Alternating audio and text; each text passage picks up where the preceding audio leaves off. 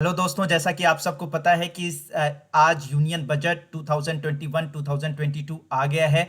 और क्योंकि ये बजट में बहुत सारी चीज़ें हैं जो डिस्कस करने की हो सकती हैं, लेकिन मैं यहाँ पर डिस्कस करने जा रहा हूँ कि इस बजट में साइंस एंड टेक्नोलॉजी, इनोवेशन और साथ ही साथ हेल्थ सेक्टर के लिए गवर्नमेंट ने क्या क्या अनाउंसमेंट किए हैं, क्या क्या बजट है, इसमें क्या क्या नई चीज़ें हैं, क्या क्या पुरानी चीज़ें हैं। और तो ये सारी चीज़ें मैं डिस्कस करूंगा इसमें। और ये वैसे आपकी जनरल अवेयरनेस के लिए इंपॉर्टेंट है ही। यूपीएससी और अदर स्टेट के प्रीलिम्स एग्जामिनेशन में इनसे क्वेश्चन बनते ही बनते हैं। इसके अलावा अगर देखा जाए तो जो भी मेंस एग्जामिनेशन होते हैं, जो भी मेंस एग्जाम, चाहे यूपीएससी का मेंस हो या फिर अदर स्टेट के मेंस हो, उनमें भी आप अपनी आंसर राइटिंग में इन डेटा को कोट करते हैं, जिससे कि आंसर्स ज़्यादा बेहतर होते हैं, ज़्यादा फैक्ट फुल बन पाते हैं, जिससे कि आपको नंबर्स अच्छे मिलते हैं। तो हम लोग आज इसको डिस्कस करेंगे। आज मैं बताऊंगा कि साइंस एंड टेक्नोलॉजी और इनोवेशन में और साथ ही साथ हेल्थ सेक्टर में गवर्नमेंट ने क्या क्या इनिशिएटिव लिए हैं, क्या पुराने इनिशिएटिव को इम्प्रूव किया है या कुछ नए इनिशिएटिव्स लिए हैं।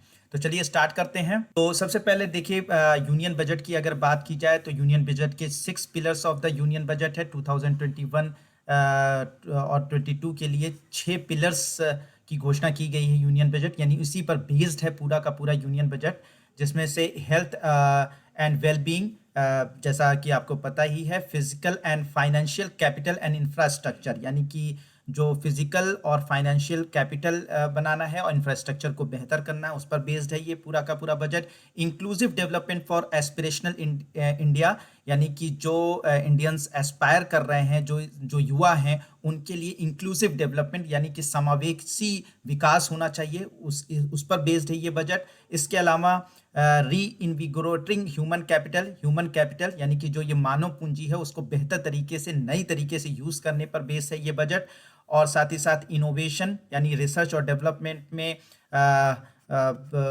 रिसर्च और डेवलपमेंट और इनोवेशन को बढ़ावा देने वाला ये बजट है, इस पर बेस्ड है। और छठा जो पिलर है इसका, minimum government and maximum governance, यानी न्यूनतम सरकार और अधिकतम शासन पर बात की गई है इस पूरे बजट में। ये 6 पिलर्स हैं जिन पर यूनियन बजट बेस्ड है। इसके अलावा अगर बात की जाए तो अब हम लोग इनोवेशन और रिसर्च एंड डेवलपमेंट में इस बजट में क्या है उसको देखते हैं। Modalities of National Research Foundation announce in July 2019, यानी कि एक नेशनल रिसर्च फाउंडेशन अनाउंस किया गया था। उसकी मॉडलिटीज के लिए 50,000 करोड़ रुपए अगले 5 सालों के लिए दिया गया है इस बजट में, जो कि ओवरऑल रिसर्च इकोसिस्टम को, जो यहाँ भारत में अनुसंधान होते हैं, उनके इकोसिस्टम को बेहतर करेगा। साथ ही साथ नेशनल प्रायोरिटी थ्रस्ट एरिया, यानी कि जहाँ पर ज़्यादा ऐसी जगह जहाँ पर रिसर्च होना चाहिए, चाहे वो डिफेंस हो, चाहे वो हेल्थ सेक्टर हो, जो कि नेशनल प्रायोरिटी जिस चीज़ों के लिए है, तो उनके लिए उन एरिया में रिसर्च को और भी बढ़ावा देने के लिए ये 50,000 करोड़ रुपए जो है अगले 5 सालों के लिए मतलब दिए गए हैं। इसके अलावा 1,500 करोड़ रुपए जो दिए गए हैं scheme to promote digital modes of payment, यानी कि जो डिजिटल मोड ऑफ पेमेंट है उसको प्रमोट करने के लिए, उससे जुड़ी हुई टेक्नोलॉजी को प्रमोट करने के लिए 1,500 करोड़ रुपए, लोगों को ई साक्षर बनाने के लिए 1,500 करोड़ रुपए का लोकेशन किया गया है। इसके अलावा एक बहुत ही इंपॉर्टेंट चीज़ है, इसको याद रखिएगा, नेशनल लैंग्वेज ट्रांसलेशन मिशन यानी NTLM को अनाउंस किया गया है, जिसमें गवर्नमेंट एक ऐसी पॉलिसी बनाना चाह रही है जिसमें कोई भी नॉलेज अगर गवर्नेंस की या गवर्नमेंट से रिलेटेड कोई भी नॉलेज है तो उसे हर एक इंडियन लैंग्वेज में ट्रांसलेट किया जाए, और ट्रांसलेट करके यानी कि जन जन तक हर इंफॉर्मेशन पहुंच सके, तो उनकी अपनी लैंग्वेज में, यानी भारत में जितनी भी लैंग्वेज हैं उनमें उनका ट्रांसलेशन करके हर एक इंफॉर्मेशन को हर एक व्यक्ति तक पहुंचाने का काम किया जाए। इसके लिए नेशनल लैंग्वेज ट्रांसलेशन मिशन को अनाउंस किया गया है। इसके अलावा अगर अंतरिक्ष के क्षेत्र में देखें, स्पेस के क्षेत्र में देखें, PSLV C51 को लॉन्च किया जाएगा, जो कि ब्राज़ील के एमेजोनिया सैटेलाइट को लेकर जाएगा और कुछ इंडियन सैटेलाइट्स को भी लेकर उसमें स्पेस में जाएगा। और ये पहली बार होगा कि न्यू स्पेस इंडिया लिमिटेड, ये एक पब्लिक सेक्टर यूनिट बनाई गई है स्पेस के क्षेत्र में, यानी कि अंतरिक्ष के क्षेत्र में, new space India limited NSIL। तो पहली बार NSIL जो है वो लॉन्च करेगी PSLV C51, जिसमें ब्राजील का सैटेलाइट भी ले जाया जाएगा और इंडियन सैटेलाइट्स को भी ले जाया जाएगा। तो ये एक नई चीज़ भी इस बजट में है। इसके अलावा गगनयान मिशन इस साल लॉन्च होने वाला है। अभी डेट डिसाइड नहीं है, लेकिन इसमें 4 इंडियन एस्ट्रोनॉट को ट्रेन किया जा रहा है। Generic space flight aspect Russia में इन 4 इंडियन एस्ट्रोनॉट को ट्रेन किया जा रहा है, जिसमें से 3 एस्ट्रोनॉट जो होंगे वो सेलेक्ट होंगे फाइनली, और फिर वो स्पेस में 7 दिनों के लिए स्पेस में भेजे जाएंगे भारत की तरफ से, इसरो की तरफ से। और इसमें ये पहला अनमैन जो इसका जो पहला स्टेप होगा, पहले तो इसमें अंतरिक्ष यात्री भेजे जाएंगे दूसरे स्टेप में, और पहले स्टेप में अनमैन्ड लॉन्च किया जाएगा दिसंबर 2021 में। दिसंबर 2021 में पहले एक स्पेस कैप्सूल भेजा जाएगा जिसमें अंतरिक्ष यात्री नहीं होंगे, जिसमें एस्ट्रोनॉट्स नहीं होंगे। फिर 2022 में भी डेट डिसाइड नहीं है। फिर उसके बाद 2022 में मैंड मिशन भेजा जाएगा, यानी एस्ट्रोनॉट्स 3 एस्ट्रोनॉट जो है वो स्पेस में जाएंगे भारत की तरफ से। तो ये गगनयान मिशन जो है वो इस साल इसकी शुरुआत हो जाएगी। फाइनेंस मिनिस्टर ने ये भी कहा है कि ये जो साल होगा वो चंद्रयान 3 का साल होगा, यानी कि चंद्रयान 2 पिछले साल भेजा गया था, जिसमें 2 जो ऑर्बिटर था वो तो बेहतर ढंग से काम कर रहा था, लेकिन जो लैंडर और रोवर था वो वहां पर लैंड करने में फेल हो गए थे। तो उसी को फिर से एक बार हम कोशिश करेंगे चंद्रमा पर उतरने की, चंद्रमा के डार्क साइड में उतरने की। तो उस डार्क साइड में उतरने के लिए 2021 को प्लान किया गया है कि चंद्रयान 3 को भेजा जा रहा है, भेजा जाएगा।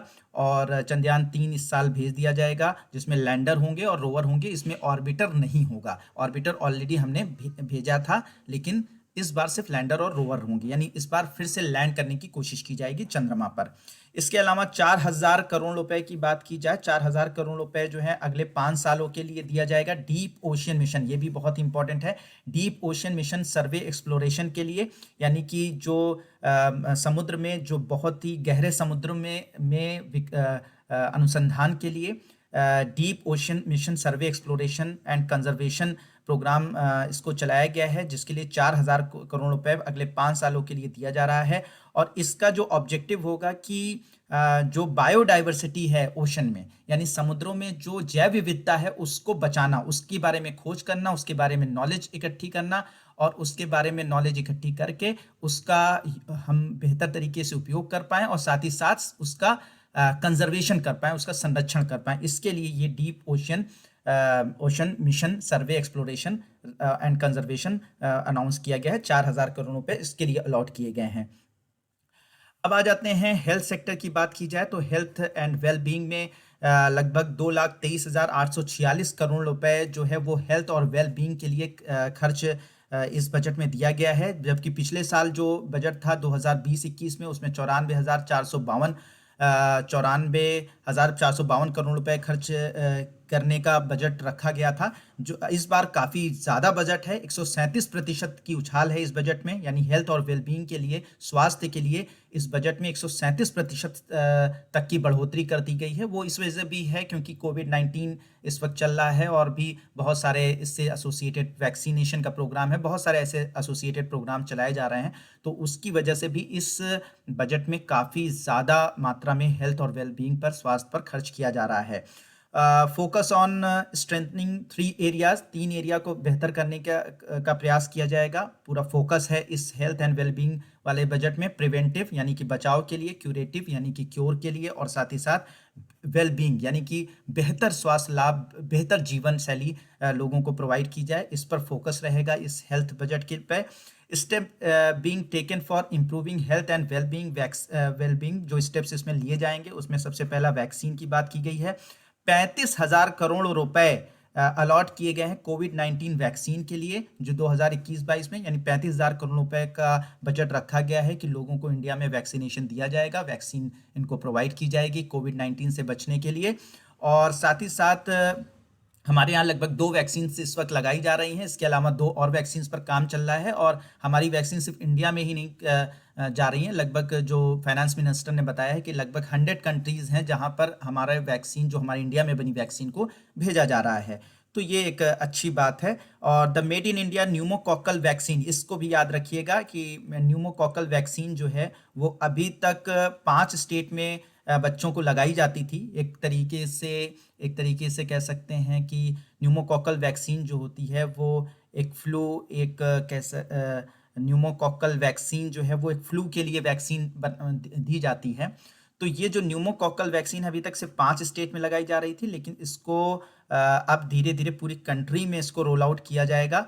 और हाँ, ये इससे 50,000 चाइल्ड डेथ एनुअली बचाई जा सकेंगी, यानी 50,000 बच्चों की जान को अगर ये वैक्सीनेशन पूरी तरीके से रोल आउट कर दिया गया पूरे देश में, मतलब जैसा कि बजट में कहा गया है, अगर ऐसा कर दिया गया तो लगभग 50,000 बच्चों को की जानें इस वैक्सीन की मदद से बचाई जा सकेंगी। ये अलग है, इंडिया न्यूमोकॉकल वैक्सीन, ये इंडिया में ही बनी हुई वैक्सीन है, जो कि पहले 5 स्टेट में चल रहा था प्रोग्राम इसका, यानी वहाँ के बच्चों को लगाया जा रहा था, लेकिन अब पूरे देश में इसको लगाया जाएगा।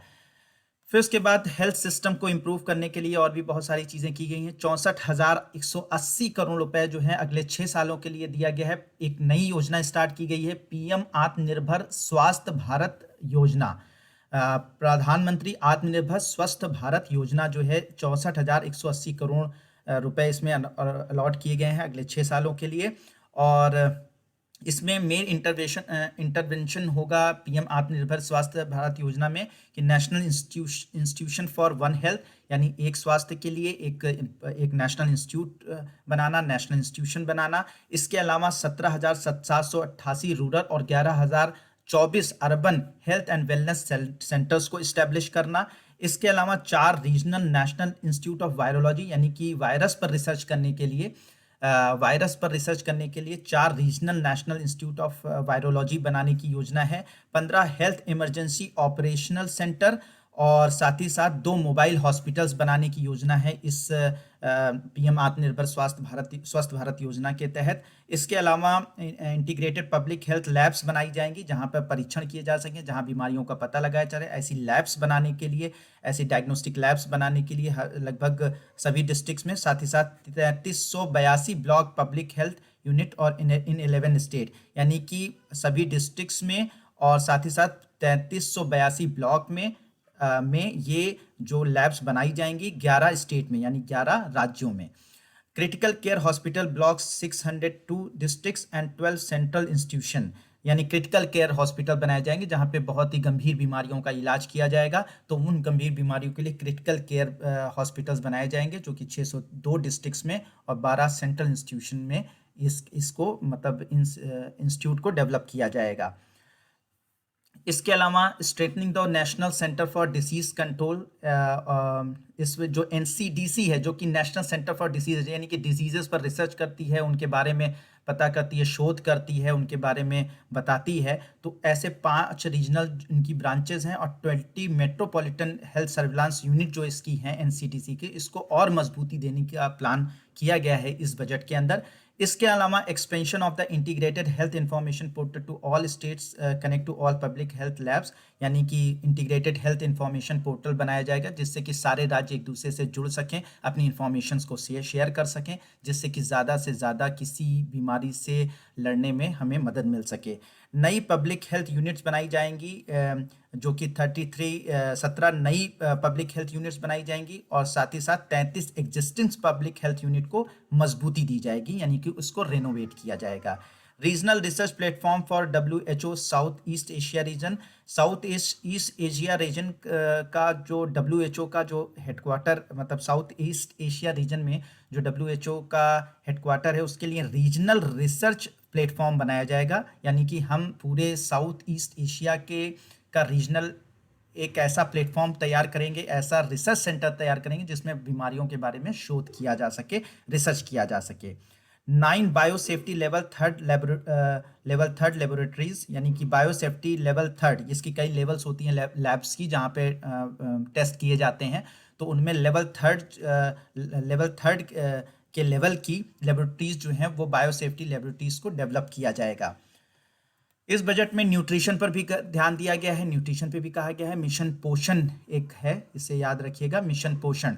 तो मिशन पोषण 2.0, यानी कि मिशन पोषण का दूसरा ये भाग होगा और इसमें न्यूट्रिशनल कंटेंट और डिलीवरी, आउटरीच और आउटकम, यानी कि न्यूट्रिशनल कंटेंट जो हम गवर्नमेंट प्रोवाइड करती है, बच्चों को प्रोवाइड करती है, गर्भवती महिलाओं को प्रोवाइड करती है, या इस तरीके के खाने का जो एक प्रोग्राम भारत सरकार चलाती है, तो वो उसकी न्यूट्रिशनल कंटेंट क्या है, क्या वो वाकई में पौष्टिक है कि नहीं है, उसकी डिलीवरी हो रही है कि नहीं हो रही है, कहाँ तक उसकी डिलीवरी हो रही है और उससे क्या रिजल्ट आ रहा है, क्या उसमें उससे कुछ बेहतर कुछ चीज़ें में बदलाव हो रहा है या नहीं हो रहा है, जो लोग इसे कंज्यूम कर रहे हैं उनके स्वास्थ्य में कुछ बदलाव, कुछ बेहतरपन आ रहा है कि नहीं आ रहा है, इस पर इसको मजबूती देने का काम किया जाएगा।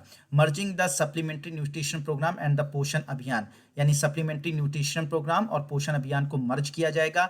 Intensified strategy to be adopted to improve nutritional outcomes across 112 aspirational district, यानी 112 एस्पिरेशनल डिस्ट्रिक्ट्स में यानी जिलों में ये स्ट्रेटजी जो है अपनाई जाएगी, और जिससे कि न्यूट्रिशनल आउटकम्स को और भी बेहतर किया जाए, यानी कि लोगों के स्वास्थ्य में जो और भी बेहतर तरीके से सुधार लाया जाए।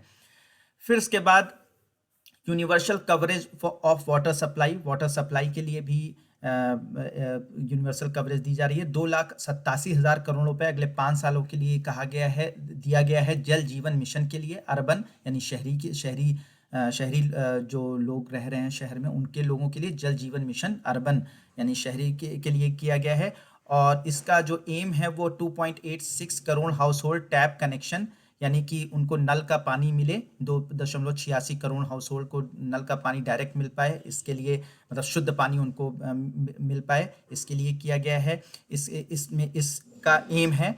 और universal water supply in all 4,378 urban local bodies, और जो भी अर्बन लोकल बॉडीज़ हैं वहाँ पर लगभग 4,378 अर्बन लोकल बॉडीज़ पर वाटर सप्लाई प्रोवाइड की जा सकेगी, इसका एम है। लिक्विड वेस्ट मैनेजमेंट इन 500 अमृत सिटीज़, लिक्विड वेस्ट मैनेजमेंट, जो कि लिक्विड वेस्ट निकलता है, घरों से निकलता है वो कचरा जो कि तरल रूप में रहता है, उसका मैनेजमेंट किया जाएगा, सही तरीके से उसका उपयोग करके उससे होने वाले प्रदूषण को रोका जा सकेगा। ऐसा प्रोग्राम मतलब ऐसा एम है। अच्छा, अमृत का मतलब होता है Atal mission for rejuvenation and urban transformation. ये कुछ सिटीज़ हैं जिनको अटल अमृत मिशन के अंदर रखा गया है, तो उनमें 500 अमृत सिटीज़ में ये सारा काम किया जाएगा कि वहाँ पे लिक्विड वेस्ट मैनेजमेंट को मैनेज किया जा सके।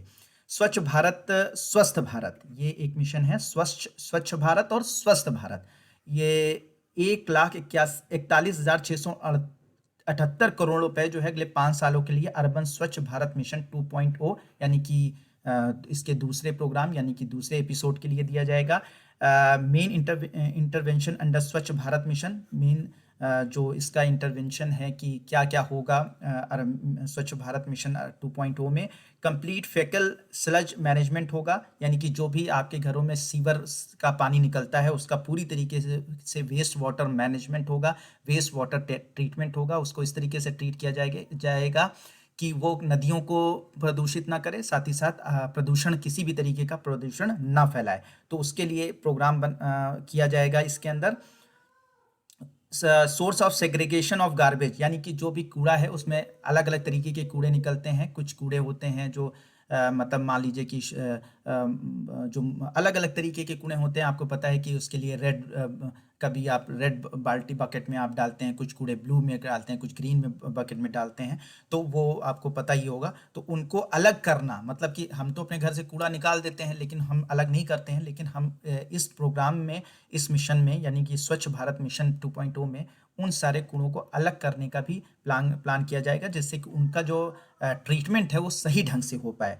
Reduction in single use plastic, यानी सिंगल यूज प्लास्टिक जो एक बार ही से प्लास्टिक यूज हो पाती है, उन्हें रिसाइकिल नहीं किया जा सकता है, तो उनका यूज कम करने का भी प्लान इस मिशन में किया जाएगा। Reduction in air pollution by effectively managing waste from construction and demolition activity. जहाँ पे कंस्ट्रक्शन होता है या डिमोलिशन होता है तो वहाँ पर वहाँ से जब कंस्ट्रक्शन होता है या डिमोलिशन होता है तो वहाँ से धुआं उड़ता है, वहाँ से धूल उड़ती है, उससे एयर पोल्यूशन होता है। उस एयर पोल्यूशन को रोकने का भी प्लान इस मिशन में किया गया है। Bio remediation of all legacy dump site, जहाँ पर भी सारा कूड़ा करकट ले जाकर भेजा जाता है, यानी आपके शहर का पूरा कूड़ा करकट ले जाकर जिस जगह पे डंप किया जाता है वहाँ पर बायो रिमीडिएशन स्टार्ट किया जाएगा। बायो रिमीडिएशन का मतलब होता है कि जैविक उपचार, यानी कि वहाँ पर बैक्टीरिया या फंगस या इस तरीके से कोई जैविक जीवों का उपयोग करके उन कूड़ों को या फिर वहाँ पर जो भी वेस्ट होगा उसको रिमीडिएट किया जाएगा, यानी उसको वहाँ पे उन जीव जंतुओं की मदद से उनको ख़त्म किया जाएगा, जिससे कि पोल्यूशन कम से कम हो पाए। बायो रिमीडिएशन का मतलब होता है जीवों का उपयोग करके कचरा या इस तरीके का जो वेस्ट होता है उसको ख़त्म करना, जिससे कि पोल्यूशन कम से कम हो पाए। तो बायो रिमीडिएशन एक बहुत ही बेहतर टेक्निक है साइंस एंड टेक्नोलॉजी में, जिसमें हम जीवों का उपयोग करके कचरों को समाप्त करते हैं। यानी कि जैसे मान लीजिए हमने एक बैक्टीरिया इंट्रोड्यूस कर दिया, कोई स्पेशल बैक्टीरिया, तो वो बैक्टीरिया क्या करता है, एक स्पेशल टाइप का जो वेस्ट होता है उसे कंज्यूम कर जाता है, खा जाता है, जिससे कि क्या होता है कि वो पोल्यूशन आगे नहीं फैल पाता है। तो ये बायो रिमीडिएशन होता है। अगर आप कहेंगे तो इसके लिए मैं एक अलग सा वीडियो बना दूंगा, कमेंट बॉक्स में ज़रूर बता दीजिएगा। इसके अलावा क्लीन एयर की बात की जाए, तो 2,217 करोड़ रुपए जो दिए जा रहे हैं एयर पोल्यूशन को कंट्रोल करने के लिए। 42 urban centres with a million plus population के लिए 42 अर्बन सेंटर्स में 2,217 करोड़ रुपए इनको दिए जा रहे हैं एयर पोल्यूशन को कंट्रोल करने के लिए। स्क्रैपिंग पॉलिसी लाई जा रही है। स्क्रैपिंग पॉलिसी का मतलब यह है कि अगर आपका पर्सनल कोई गाड़ी है जो लगभग 20 साल आप यूज़ कर चुके हैं, या आपकी कोई कमर्शियल गाड़ी है, यानी कि जिसे आप मान लीजिए टैक्सी आपके पास है, तो उसको 15 साल अगर आप यूज़ कर चुके हैं, तो आप अपनी स्वेच्छा से, वो क्योंकि पोल्यूशन फैलाती है इतनी पुरानी गाड़ी, तो ऐसी पुरानी गाड़ियों को आप अपने स्वेच्छा से उसे डंप कर सकें, उसको स्क्रैप कर सकें, उसको उसे ख़त्म कर सकें, उसकी एक स्क्रैपिंग पॉलिसी बनाई जाएगी। अभी उसके बारे में डिटेल में नहीं बताया गया है कि कैसे उसे डंप करेंगे, कैसे उसे हम रिजेक्ट करेंगे, और उसके लिए क्या गवर्नमेंट हमें कुछ पैसे देगी कि नहीं देगी। ये सब चीज़ें अभी फ्यूचर में बताई जानी है। लेकिन अभी उन्होंने कहा है कि 20 साल अगर आप पर्सनल यूज़ की गई गाड़ियाँ यूज़ कर चुके हैं, या फिर 15 साल कोई कमर्शियल गाड़ी है, तो उसको आप स्वेच्छा से डंप कर सकते हैं, उसे स्क्रैप कर सकते हैं, यानी कि उसको कबाड़ की तरह से बेच सकते हैं। तो ये एक चीज़ आई है। इसके अलावा डिफेंस बजट जो है वो इस बार इंक्रीज कर दिया गया है। डिफेंस बजट जो है वो इंक्रीज करके 4,78,195 करोड़ कर दिया गया है, जबकि ये 4,71,378 करोड़ का डिफेंस बजट पिछली बार था। इस बार 4,78,195 करोड़ का कर दिया गया है। तो ये सब साइंस एंड टेक्नोलॉजी, इनोवेशन और हेल्थ से जुड़ा हुआ बजट था। इसके अलावा बजट में ये भी कहा गया है कि 2021 जो है वो इंडियन हिस्ट्री में एक माइलस्टोन साबित होगा। 75 क्यों साबित होगा? क्योंकि इस साल इंडियन इंडिपेंडेंस के, यानी कि भारत की आज़ादी के 75 साल पूरे हो जाएंगे, और 75 साल पूरे हो जाएंगे। साथ ही साथ गोवा एसोसिएशन टू इंडिया, यानी कि 60 साल हो जाएंगे जब गोवा भारत में मिल गया। भारत में गोवा के मिलने के लगभग 60 साल कंप्लीट हो जाएंगे। इस साल 60 साल कंप्लीट हो जाएंगे, इसलिए भी ये एक इंडियन हिस्ट्री में एक माइलस्टोन साबित होगा ये साल 2021। इसके अलावा तीसरा इन्होंने बताया कि 50 साल कंप्लीट होंगे 1971 इंडिया पाकिस्तान वॉर के, इंडिया पाकिस्तान जो जंग हुई थी तो उसके भी 50 साल पूरे हो जाएंगे इस साल, जिसमें हम लोग जीत गए थे। तो उसके ये भी एक हिस्ट्री, मतलब इंडियन हिस्ट्री में एक माइलस्टोन की तरह है। 8th census of independent India, यानी भारत जो आज़ादी के बाद भारत में 8वां जो है जनगणना इस बार होगी। तो ये 8th सेंसस का भी साल होगा, जहां पर 8वीं बार ये जनगणना स्टार्ट होगी। India's turn at the BRICS presidency, यानी BRICS Bharat, Russia, India, China और साउथ अफ्रीका की जो ये ब्रिक्स का एक ग्रुप है, उस ब्रिक्स का प्रेसिडेंट इस बार बन जाएगा इंडिया, और मतलब इस बार वो चेयर करेगा भारत, यानी भारत उसका प्रेसिडेंट रहेगा इस ब्रिक्स जो एक ग्रुप है उसका। ईयर ऑफ चंद्रयान 3 मिशन, ये साल चंद्रयान 3 भेजा जाएगा, तो ये चंद्रयान 3 मिशन का भी ईयर है। हरिद्वार महाकुंभ इस साल होगा, इसलिए भी ये इंडियन हिस्ट्री में एक माइलस्टोन साबित होगा। तो होप कि जो भी मैंने आपको जानकारियाँ दी आपको समझ में आई होंगी, जो आपको अच्छी लगी होंगी, क्योंकि मैंने इसको सेपरेट करके आप लोगों को बता दिया। अगर आपको इससे रिलेटेड कोई क्वेश्चन है या कमेंट है तो ज़रूर करिए, और इसी तरीके से और भी कौन से वीडियोज़ आप चाहते हैं वो ज़रूर हमें बताते रहिए, और हम लोग मिलते हैं नेक्स्ट वीडियो में। कोशिश मैं करूँगा कि जो नेक्स्ट वीडियो होगा उसमें मैं गवर्नमेंट ऑफ इंडिया का एक डिटेल एनालिसिस आई है कि साइंस एंड टेक्नोलॉजी या हेल्थ सेक्टर में भारत ने कौन-कौन से इनोवेशन किए हैं, कौन-कौन सा नया डेवलपमेंट किया है। इस पर एक वीडियो बनाने का मेरा प्रोग्राम है, 2020 में क्या-क्या हुआ है, तो उसको मैं बनाता हूँ। और अगर आप और भी जो भी जिस तरह की वीडियोज़ आप चाहते हैं ज़रूर बताएँ, मैं आप लोगों के लिए लेकर हाज़िर होऊँगा। तो होप कि ये वीडियो आपको पसंद आया होगा, तो दूसरों से भी शेयर करिए और साथ ही साथ इसमें दिए हुए जो भी ज्ञान है उनका उनका लाभ उठाइए। Thank you so much. May God bless you.